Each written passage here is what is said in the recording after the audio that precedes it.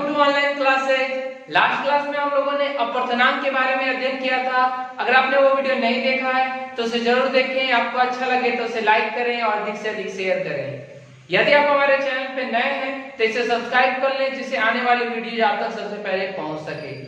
आज का जो हमारा टॉपिक है वो भी बहुत इंपॉर्टेंट टॉपिक है, वह है कांच की आयताकार सिल्ली से प्रकाश का अपवर्तन का नामांकित चित्र खींचें। अर्थात जो कांच की सिल्ली होती है उससे प्रकाश का अपवर्तन किस प्रकार से होता है, आज हम लोग को इसको देखना है। ठीक है, तो आपको पहले ही पता है कि कांच जो होता है और जो वायु होता है दोनों का अपवर्तनांक अलग अलग होता है। मैंने आपको पिछले वाले वीडियो में पढ़ाया भी था कि कांच का अपवर्तनांक जो होता है वो ज्यादा होता है, 1.5 होता है लगभग, और जो वायु का अपवर्तनांक होता है वो 1.0001 होता है। तो जो दोनों का अपवर्तनांक अलग होता है, तो दोनों में हम लोगों ने यहाँ देखा कि कांच जो होगा वो सघन माध्यम होगा, जो वायु होगा वो विरल माध्यम होगा। पीछे ही पढ़ा था हम लोगों ने, तो हम देखते हैं कैसे उससे अपवर्तन होता है। चलिए, तो हम एक पहले कांच की आयताकार सिल्ली बना लेते हैं। ठीक है, ये कांच की आयताकार सिल्ली है।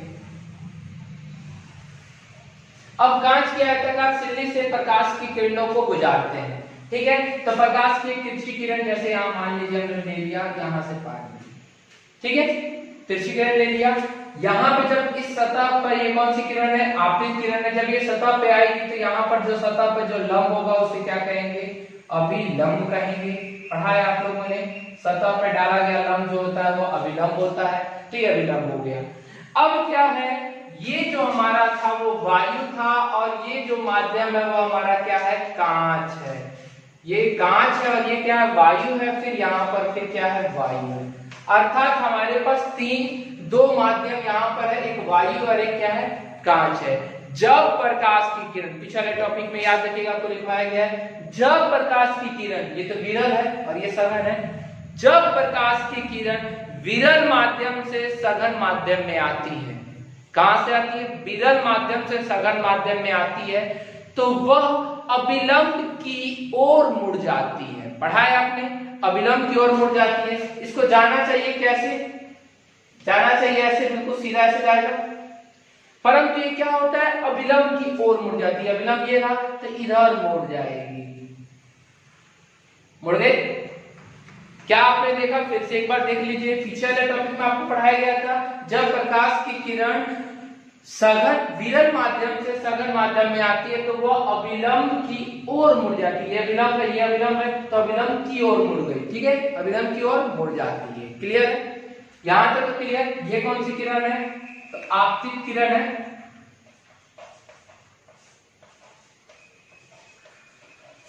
और ये अभिलंब है। हम आपतित किरण को A और इस वाली सतह को हम B ले लेते हैं। ठीक है, ये वाला हमारा हो गया M, ये हो गया N। ठीक है, तो जाना चाहिए ऐसे, ऐसे जाना चाहिए, परंतु कांच की सिल्ली के होने के कारण प्रकाश की चाल कांच की सिल्ली में कम हो जाएगी, जिसके कारण ये अभिलंब की ओर मुड़ गई। अब यहाँ देखिए, ये भी एक सतह है, ऊपर है कांच और नीचे है वायु, जिसके कारण ऊपर कौन सा माध्यम हो गया, तो सघन माध्यम, और नीचे कौन सा माध्यम हो गया, तो विरल माध्यम। फिर हमने दूसरा नियम क्या पढ़ा था, जब प्रकाश की किरण सघन माध्यम से विरल माध्यम में प्रवेश करती है, चलिए प्रवेश कराया यहाँ से, तो यहाँ पर क्या होगा, ये अभिलंब होगा, इस पे डाला गया अभिलंब होगा।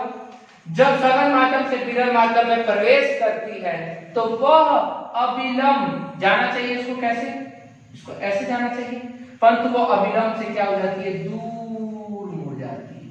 अभिलंब से कैसे मुड़ जाती है, दूर मुड़ जाती है, मुड़ गई। यहां फिर से देखिए, यहां पर हमने देखा जब विरल माध्यम से सघन माध्यम में आती है तो वो जाना चाहिए ऐसे, परंतु वो क्या हो गई, ऐसे मुड़ गई, अभिलंब की ओर मुड़ जाती है। परंतु जब वह सघन माध्यम से विरल माध्यम में आती है तो वह अभिलंब से दूर मुड़ रही, इस साइड मुड़ेगी, दूर मुड़ जाती है, मुड़ गई।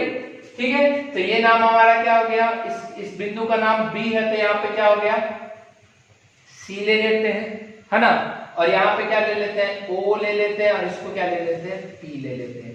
ठीक है, तो OP अवलंब हो गया, ये बिंदु C सी के बाद से वो ऐसे मुड़ गई, मुड़ करके कहाँ निकल गई, ये क्या हो गया हमारा डी हो गया। तो प्रकाश की किरण कांच की सिल्ली में ऐसे निकल गई, निकल गई। अब हम देखेंगे कि कांच की सिल्ली में जो प्रकाश की किरण, अगर यहाँ कांच की सिल्ली नहीं होती तो प्रकाश की किरण कैसे गुजरती,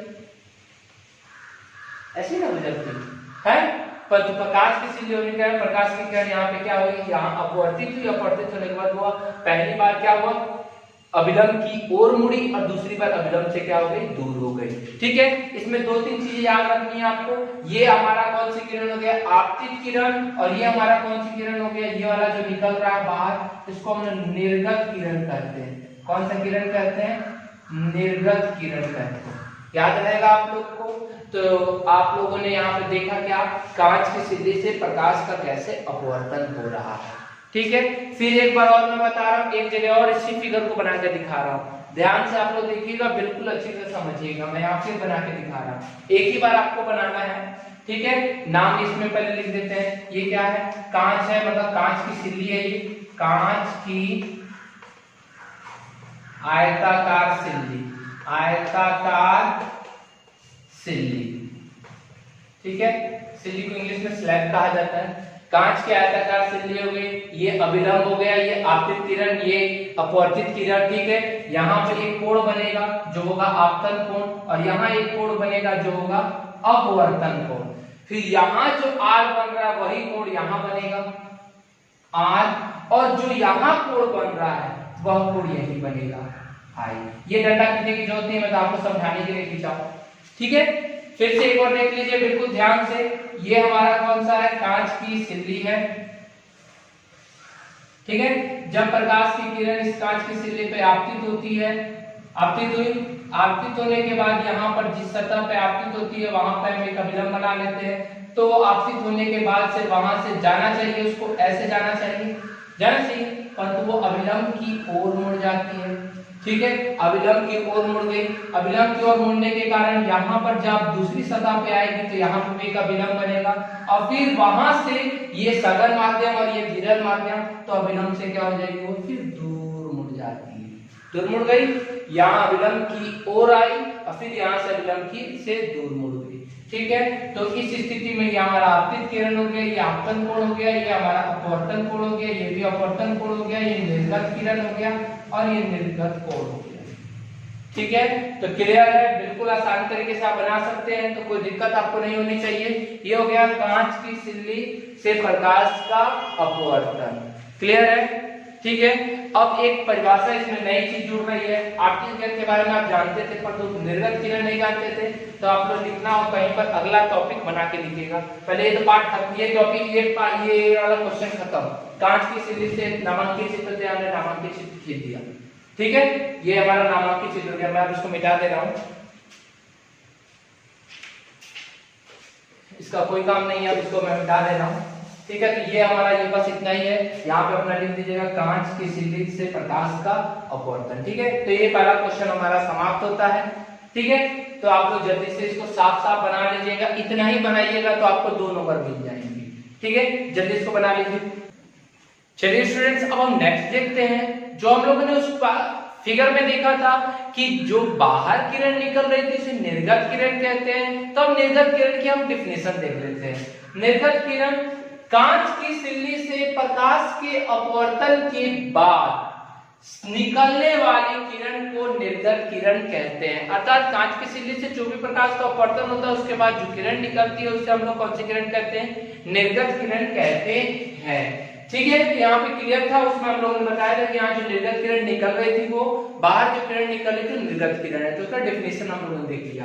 अब नेक्स्ट है हमारा पार्श्विक विस्थापन, पैरेलल डिस्प्लेसमेंट। ये क्या होता है, तो ये भी उसी से रिलेटेड है। देखिए बिल्कुल ध्यान से, प्रकाश की किरण जब कांच की आयताकार सिल्ली को पार करती है, मतलब जब प्रकाश की किरण कांच की आयताकार सिल्ली को पार करती है तो आपतित किरण, जो भी आपतित किरण होती है, और निर्गत किरण के बीच की लंबवत दूरी को, दोनों के बीच में जो पैरेलल स्पेस होता है उस लंबवत दूरी को क्या कहते हैं हम लोग, पार्श्विक विस्थापन कहते हैं। एक बार बिल्कुल ध्यान से आप इसको फिगर में देखिए तब बिल्कुल समझ में आ जाएगा। हमने अभी पढ़ा था कांच की सिल्ली से अपवर्तन कैसा, ये है कांच की सिल्ली, ठीक है। ये प्रकाश की किरण जब इस पे पड़ती है, पढ़ने के बाद क्या होगा, थोड़ा सा तिरछा कर देते हैं, ठीक है, हल्का सा तिरछा, ठीक है। यहाँ पड़ रही है, यहाँ पढ़ने के बाद ये तो आपतित किरण हो गई, फिर यहाँ जहाँ पड़ रही है वहां हमारा क्या हो गया, अभिलंब हो गया। यहाँ से जाना चाहिए, इसको ऐसे जाना चाहिए, बट ऐसे ना जा करके जब ये वायु है और ये क्या है, कांच है, तो वायु से जब कांच में प्रवेश करेगी अर्थात विरल से सघन में जाएगी, तो प्रकाश की किरण अभिलंब की ओर मुड़ जाएगी, क्योंकि इसकी प्रकाश की चाल कम हो जाती है तो अभिलंब की ओर मुड़ गई। फिर दूसरी बार जब यहाँ से कांच से फिर कहाँ ये वायु में प्रवेश कर रही है, कांच से फिर वायु में जा रही है, तब इस सतह पर ये अभिलंब होगा, इस सतह पर फिर ये किरण क्या होगी, फिर दोबारा अभिलंब से क्या हो जाएगी, दूर भाग जाएगी। अर्थात ये कौन सी किरण होगी, निर्गत किरण, और ये कौन सी किरण आ रही थी ऊपर से, ये आ रही थी आपतित किरण। थोड़ा सा इसको याद रखिएगा, दोनों को पैरेलल बनाइएगा, ठीक है। दोनों कैसे बनेगा, पैरेलल बनेगा। अब पैरेलल तब बनेगा जब ये कांच की सिल्ली का दोनों का अपवर्तनांक यहाँ और यहाँ का दोनों सतह का अपवर्तनांक एक ही बराबर हो, तभी ऐसा होता है, ठीक है। तो आप दोनों को पैरेलल बनाइएगा, पहला मतलब समांतर जानते हैं, ठीक है। तो यहाँ पर कौन सी किरण हो जाएगी, ये कौन सी किरण हो जाएगी, निर्गत किरण हो जाएगी। और ये कौन सी किरण थी, तो ये कौन सी किरण थी, आपतित किरण आ रही थी ऊपर से, और ये हो गई कौन सी किरण, निर्गत किरण। तो आपतित किरण और निर्गत किरण, आपतित किरण और निर्गत किरण के बीच की लंबवत दूरी, इन दोनों के बीच में जो ये स्पेस बन रहा है, जो लंबवत दूरी बन रहा है, ये दूरी बन रहा है इतना, ठीक है। ये दूरी यहाँ पे भी, यहाँ पे भी सब जगह समान है, तो इस लंबवत दूरी को हम लोग क्या कहते हैं, तो पार्श्विक विस्थापन कहते हैं। पूरा लिख लीजिएगा, पार्श्विक विस्थापन, ठीक है। मैं नाम फिर से लिख दे रहा हूं, ये कौन सी किरण हो गई, आपतित किरण, ठीक है। ये क्या हो गया, ये आई हो गया, ये क्या हो गया, तो आर हो गया, फिर ये क्या हो गया, आर हो गया। ये दोनों आर बराबर भी हो सकते हैं और अलग अलग भी हो सकते हैं, ठीक है। यहाँ पे हम दोनों बराबर लेके चल रहे हैं, और ये आई है तो ये वाला पार्ट क्या हो जाएगा, आई हो जाएगा, ठीक है। तो फिर दोबारा फिगर बनाना है, अभी आप कांच वाले में बनाए थे, फिर इसमें भी आपको फिगर बनाना है, इसमें आप लोगों को पार्श्विक विस्थापन को दर्शाना है, ठीक है। फिर से एक बार देख लीजिए, जब प्रकाश की किरण किसी कांच के आयताकार सिल्ली में प्रवेश करती है, उसको पार करती है, तो आपतित किरण, ये आपतित किरण है, अगर कांच की सिल्ली नहीं होती तो प्रकाश ऐसे जाती। आपतित किरण और ये निर्गत किरण, दोनों के बीच में जो भी लंबवत दूरी बन रही है, इस स्पेस को हम लोग क्या कहेंगे, पार्श्विक विस्थापन कहते हैं।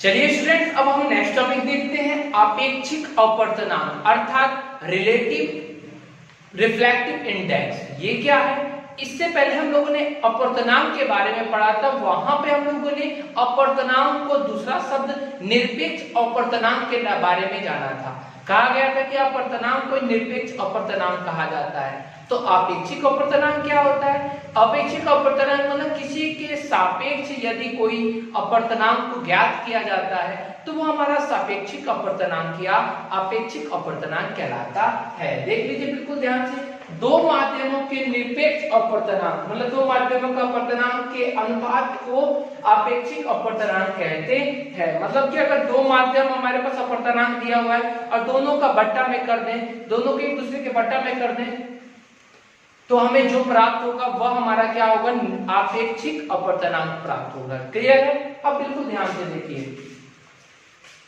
अर्थात इसको अपवर्तनांक हम लोग म्यू से करते हैं, तो इसमें अपेक्षिक है, इसका मतलब दो यहाँ पे होगा, तो एक होगा μ2 1 होगा, मतलब दो के सापेक्ष एक का अपवर्तनांक और एक हमारा होगा μ1 2 होगा, ठीक है। अर्थात 1 के सापेक्ष 2 का अपवर्तनांक, ये दोनों थोड़ा सा अलग है, दोनों को बिल्कुल ध्यान से समझिए। μ2 1 को जो हमारे एनसीईआरटी के बुक में है उसको आपको ऐसे किया है, n2 1 लिखा है और इसको हम लोग को लिखा है n12 लिखा लिखा है, तो आप एनसीईआरटी के अनुसार चलेंगे तो ऐसे लिखा रहेगा, और अगर आप अच्छी तरह से और आगे चलना चाहते हैं तो आपको ऐसा रहेगा। तो दोनों आप याद रखिएगा, ठीक है। ये तो इसका प्रदर्शित करने वाला है। अब देखिए ध्यान से, μ21 बराबर होगा μ2 बट्टा μ1, मतलब 2 आगे है तो 2 आगे रहेगा और μ1 पीछे रहेगा, और यहां पर क्या रहेगा μ1 बट्टा μ2, ठीक है। यहां पर क्या है 1 के सापेक्ष 2 का नहीं, यहाँ पे क्या है 1 के सापेक्ष 2 का अपर्तनांक देखना है तो μ2 बटा μ1 हो जाएगा, और यहाँ पे क्या है 2 के सापेक्ष 1 का अपर्तनांक देखना है तो μ1 बटा μ2 हो जाएगा। अर्थात जो आगे है वो ऊपर रहेगा और जो पीछे है वो नीचे रहेगा, ठीक है। याद रहेगा, इसमें भी ये पार्ट वही लागू हो रहा है, परंतु एनसीईआरटी में अपर्तनांक से ना देकर के उसको प्रकाश की चाल से दिया गया है। तो प्रकाश की चाल से क्या हो जाएगा, तो हम लोगों ने पीछे पढ़ा था कि जिसकी प्रकाश की चाल अधिक होती है उसमें अपर्तनांक कम होता है, और जिसकी प्रकाश की चाल कम होती है उसका अपर्तनांक क्या होता है, ज्यादा होता है। मतलब कि अपर्तनांक और प्रकाश की चाल दोनों एक दूसरे के अपोजिट है, व्युत्क्रम है। व्युत्क्रम है कि नहीं, इसका मतलब μ2 ऊपर है तो अगर प्रकाश की चाल की बात होगी तो यहाँ पे कौन ऊपर होगा, C1 होगा और बट्टा C2 होगा, और यहाँ पे क्या होगा C2 बट्टा C1 होगा। याद रखिएगा, एकदम एक्यूरेट तरीके से आप याद रखिए क्या कि माध्यम अगर हम लोग को आपेक्षिक अपर्तनांक दिया हो तो आपेक्षिक अपर्तनांक मतलब दो माध्यमों के निरपेक्ष अपर्तनांक के बट्टे को हम लोग क्या कहेंगे, आपेक्षिक अपर्तनांक कहेंगे। अर्थात μ21 पढ़ा जाएगा, इसको क्या पढ़ा जाएगा μ21 या n21 बराबर क्या हो जाएगा μ2 बटा μ1 बराबर C1 बटा C2, क्योंकि इसका अपोजिट होता है तो 2 वाला बट्टा में आ जाएगा और 1 वाला ऊपर चला जाएगा। फिर μ12 इसका क्या हो जाएगा n12 का, तो μ1 बटा μ2 तो इस पर C1 C2 चल जाएगा, C1 चल जाएगा, ठीक है। ये बस आप जानकारी के लिए फॉर्मूला याद रखिएगा, आप लोग को कोई दिक्कत नहीं होगा, ये बस फॉर्मूला याद रखिएगा, ठीक है। तो कोई दिक्कत नहीं है। इसका मतलब क्या होता है, इसका मतलब कि माध्यम एक के सापेक्ष दो माध्यम दो का अपवर्तनांक, अगर हिंदी में लिखना हो पूरा तो आप ये लिख सकते हैं इसकी जगह पर माध्यम एक के सापेक्ष दो का अपवर्तनांक, ये पार्ट है ये, और इसका क्या हो जाएगा माध्यम दो के सापेक्ष एक माध्यम एक का अपवर्तनांक, ठीक है। तो आप बिल्कुल अच्छी तरीके से इसको कर लेंगे। अपवर्तनांक करना, हाँ अपवर्तनांक, ठीक है, अपवर्तनांक होगा, ठीक है। तो क्लियर है, कोई दिक्कत तो नहीं है आप लोग को, दोनों को आप कर लीजिएगा, ठीक है। ये बस इतना याद रखिएगा, μ21 बराबर होगा μ2 बटा μ1 और μ12 बराबर μ1 बटा μ2 रहेगा, ठीक है। यहाँ पर हाँ, और इसका कोई विमा और मात्रक नहीं होता है, जैसे अपवर्तनांक की कोई विमा मात्रक नहीं थी उसी तो इसकी भी कोई विमा मात्रक नहीं होती है। लिखना हो तो लिख लीजिएगा, इसकी कोई विमा या मात्रक नहीं होता है। क्यों नहीं होता है, क्योंकि ये भी बट्टा में है तो इसलिए इसका भी नहीं होता है, ठीक है। तो इतना आप लोग समझ में आ गया होगा, ठीक है। आज के लिए इतना ही काफी है, नेक्स्ट वीडियो में हम लोग नेक्स्ट टॉपिक पढ़ेंगे, ठीक है। अगर आपका वीडियो अच्छा लगे तो इसे लाइक करें, अधिक से अधिक शेयर करें।